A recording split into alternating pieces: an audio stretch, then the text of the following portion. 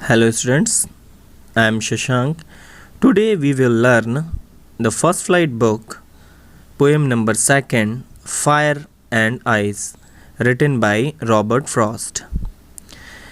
बच्चों इस पर अगर हम लोग देखें कि जो हमारे राइटर हैं रॉबर्ट फ्रॉस्ट, इन्होंने बच्चों एक जो ये पोएम लिखी हुई है फायर एंड आइस, दोनों ही आपको देखने से ही पता चल रहा है कि ये एक ऑपोजिट है एक दूसरे के।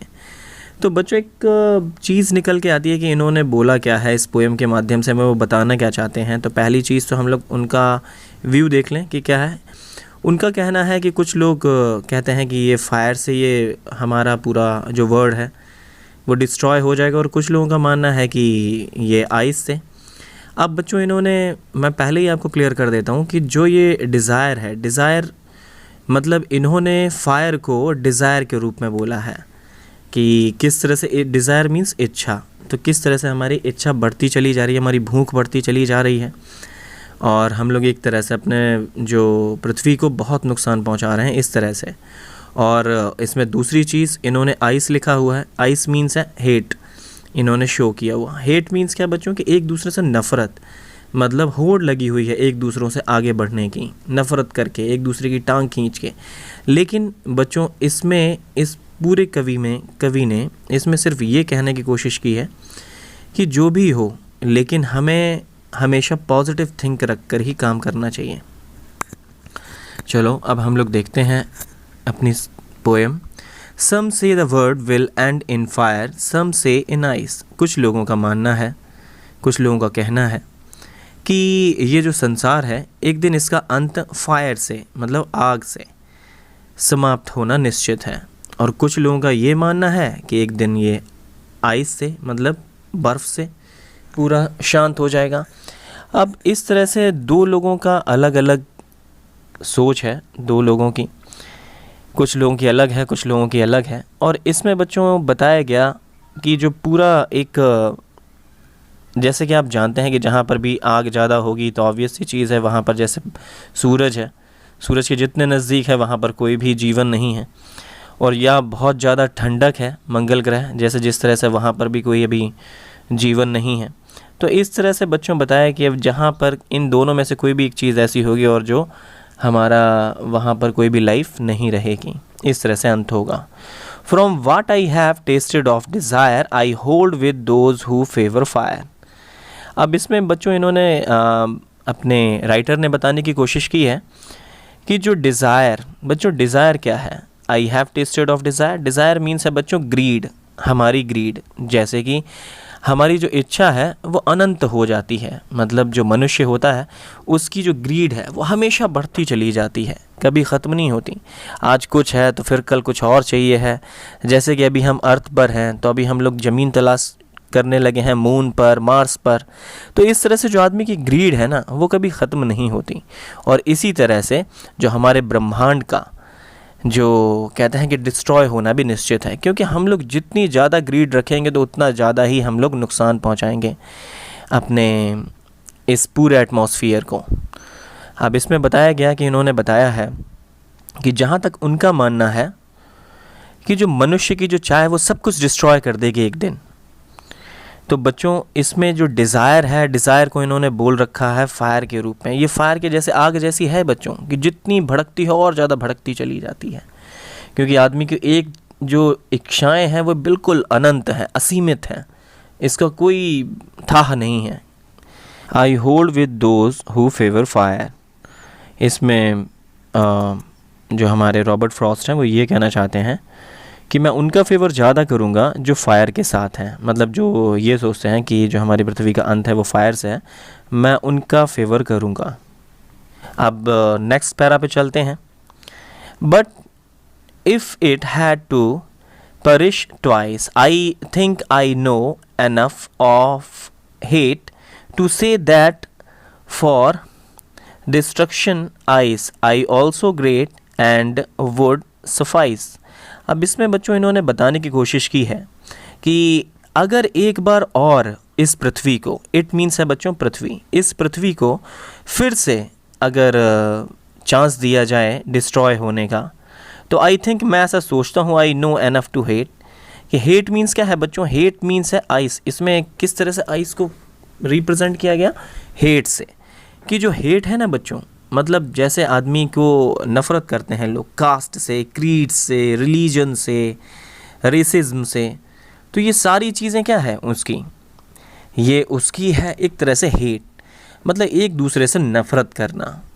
तो इन सब चीज़ों से भी बच्चों, to say that destruction ice, अब आइस की तरह इज़ ऑल्सो ग्रेट, मतलब आइस भी है, जैसे आग है उसी के पैरेलल ही आइस भी है, मतलब डिस्ट्रॉय करने में। अगर जहाँ पे भी आप देखो ज़्यादा ठंडक हो जाएगी तो वहाँ पर भी ह्यूमन बीइंग का रहना नामुमकिन सा है। तो उसी तरह से जैसे आग में भी नहीं रहा जा सकता, उसी तरह से आइस के भी, मतलब बर्फ़ या ठंडक जहाँ होगी तो वहाँ भी हमारी लाइफ एग्जिस्ट नहीं करेगी। तो इसी तरह से इन्होंने बताया है। अब इसमें सफाइस मीन्स लिखा हुआ है बी सफिशिएंट, मतलब कोई भी सफिशिएंट नहीं हो सकता, और पेरिश मीन्स लिखा ही है, आपने देखा है डाई, मतलब एक बार और अगर इस पृथ्वी को ख़त्म करने की अगर कोई चांस मिलता है तो वो किस चीज़ से होगा, तो वो होगा बच्चों आइस से, ठंडक से। बच्चों इसमें एक अब हम लोगों को राइमिंग स्कीम सेट करनी है, तो उसके लिए सबसे पहले राइमिंग वर्ड्स चेक करते हैं। तो पूरी पोएम देखते हैं, इस पर लिखा हुआ है बच्चों, लास्ट में देखें, fire, ice, desire, fire, twice, hate, ice, great and suffice. अब इसमें बच्चों जो फर्स्ट वर्ड जो हम लोग यूज़ करते हैं उसको हम लोग देते हैं ए। अब इसमें देखें कौन कौन से वर्ड राइम कर रहे हैं, तो देखो बच्चों लास्ट वाले वर्ड में फायर, डिज़ायर एंड फायर, और इसमें और कुछ है क्या, डिवाइस, हेट, आइस, नहीं। तो बच्चों इस तरह के एक ही तरह के साउंड क्या प्रोड्यूस कर रहा है, फायर, तो इसको हम लोग दे देंगे ए। डिज़ायर, इसको भी दे देंगे ए। फिर फायर है तो ये भी ए ही आएगा। और बच्चों फिर अब देखें और क्या चीज़ है, अब सेकंड पे देखें, सेकंड लाइन पे है आइस। आइस से और राइम और कौन सा वर्ड कर रहा है, ट्वाइस, ये भी ठीक है, और आइस फिर है, और लास्ट लाइन पे सफाइस। ओके, तो इसको हम लोग देंगे बच्चों, अब ए दे ही चुके थे तो अब देंगे बी। फिर आइस की तरह और कौन सा है, ट्वाइस, इसको भी हम देंगे बी। और फिर उसके बाद फिर आइस है तो इसको भी हम लोग देंगे बी। और फिर आइस की तरह है सफाइस, इसको भी हम देंगे बी। ठीक है बच्चों, अब ए और बी हो ही गया, तो अब और क्या बच रहा है हमारा, एक लाइन और है, हेट और ग्रेट। वेरी गुड, तो इसमें क्या हो जाएगा बच्चों, ए बी हम दे ही चुके तो हम लोग इसको क्या दे देंगे, सी, और इसको भी दे देंगे सी। तो अब क्या हमारी राइमिंग स्कीम बन गई है, A B A, B C B. इस तरह से बच्चों हमारा राइमिंग स्कीम सेट हो गया। अब आगे देखिए इसमें बच्चों लिटरेरी डिवाइस, या जिसको हम लोग कहते हैं पोएटिक डिवाइस। पोएटिक डिवाइस में देखें बच्चों, तो इसमें बच्चों हम लोग को देखने को मिल रहा है कि पूरा ये देखें इसमें सेंटेंस तो इसमें समझ में आएगा। तो इसमें बच्चों एक है एलर्ट्रेशन, जिसको हम फिगर ऑफ स्पीच। अब इसमें फिगर ऑफ स्पीच में अगर हम लोग चेक करेंगे तो इसमें बन रहा है एलर्टेशन। एलर्टेशन कैसे बन रहा है बच्चों, देखो इसमें two closely word produce the same sound. अब जैसे टू क्लोजली कैसे होंगे बच्चों, उसको भी देख लें। देखो यहाँ पर देखेंगे तो फर्स्ट लाइन में जिसमें दिखा है सम और से, तो ये देखो एस एस दोनों में ही आगे शो कर रहा है, ये सम और से, तो इसमें भी एस एस साउंड, और नीचे वाले में भी देखो आप सम एंड से, इन दोनों में ही वर्ड दिखाई पड़ रहा होगा आपको। तो ये आपके क्या है, एलर्ट्रेशन है। और एक चीज़ और भी देखते हैं, और आगे क्या है, और कौन कौन से वर्ड यूज़ होते हैं। हाँ एक और देखते हैं, टेस्टेड। हाँ फोर्थ लाइन में बच्चों देखो इसमें है फेवर, फायर, एफ एफ दोनों साउंड शो कर रहे हैं, तो ये भी आपका एलर्टेशन होगा, जिसको आप अनुप्रास भी कहते हो अलंकार में। ठीक है, अब और देखेंगे बच्चों। अब थर्ड आपकी है पोएटिक डिवाइस कौन सी है, एसोनेंस। एसोनेंस क्या है बच्चों, इसमें इसलिए एसोनेंस है कि अगर हम लोग देखेंगे, एसोनेंस मीन्स बच्चों जानते हैं जिसमें वॉवल का साउंड प्रोड्यूस होता है, तो उसको हम लोग एसोनेंस कहते हैं। अब इस पूरे अगर आप इसमें पैराग्राफ को देखेंगे तो इसमें आपको क्या दिखाई दे रहा है, यहाँ पर देखें फोर्थ लाइन में hold, hold, those, who, favour, सब में ओ साउंड प्रोड्यूस हो रहा है, तो इसको हम लोग क्या कहेंगे, असोनेंस। ठीक है बच्चों। And the fourth poetic device क्या होगी, एनाफोरा। एनाफोरा क्या कहलाता है बच्चों, एनाफोरा कहलाता है बच्चों कि जब both word, initial word same है, मतलब जिनके इनिशियल वर्ड सेम हो, जैसे इसमें सम से, इसमें भी सेकंड लाइन में सम से, ये दोनों ही वर्ड सेम हैं, तो इनको हम लोग कहते हैं एनाफोरा। ओके बच्चों, अब आगे देखेंगे एक और बच्चों फिगर ऑफ स्पीच हम लोग और चेक करेंगे, और भी कोई सी फिगर ऑफ स्पीच है। तो बच्चों इसमें फिगर ऑफ स्पीच पर्सनिफिकेशन भी है। पर्सनिफिकेशन क्यों कहा गया, तो बच्चों देखें कि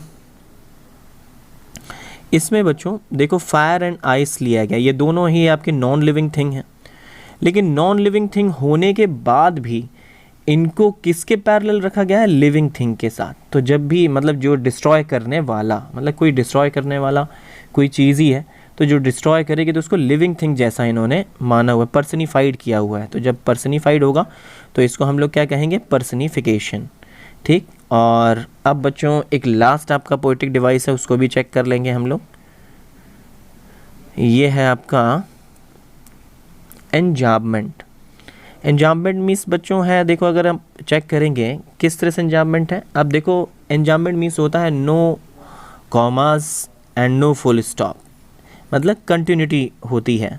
तो अब इसमें देखेंगे बच्चों कि किस तरह से है। यहाँ अगर आप देखो फर्स्ट वाले से सेकंड पे आए तो फिर यहाँ है, फिर यहाँ से आए सेकंड पे तो यहाँ है, यहाँ पे देखो आपके फोर्थ में तो इसमें तो कॉमा लगा हुआ है तो यहाँ नहीं होगा। फिर इसमें देखो एंजाम्बमेंट, यहाँ से सीधे कंटिन्यूटी बनी हुई है, फिर यहाँ से यहाँ कंटिन्यूटी बनी है, फिर यहाँ से यहाँ फिर बंद हुआ है, तो फुल स्टॉप लगा है। तो इसमें कहने का मतलब है कि जो चीज़ जब कंटिन्यूटी में होती है तो उसको हम एंजाम्बमेंट कहते हैं। तो बच्चों इस तरह से आपकी ये पोएम का एंड हो गया।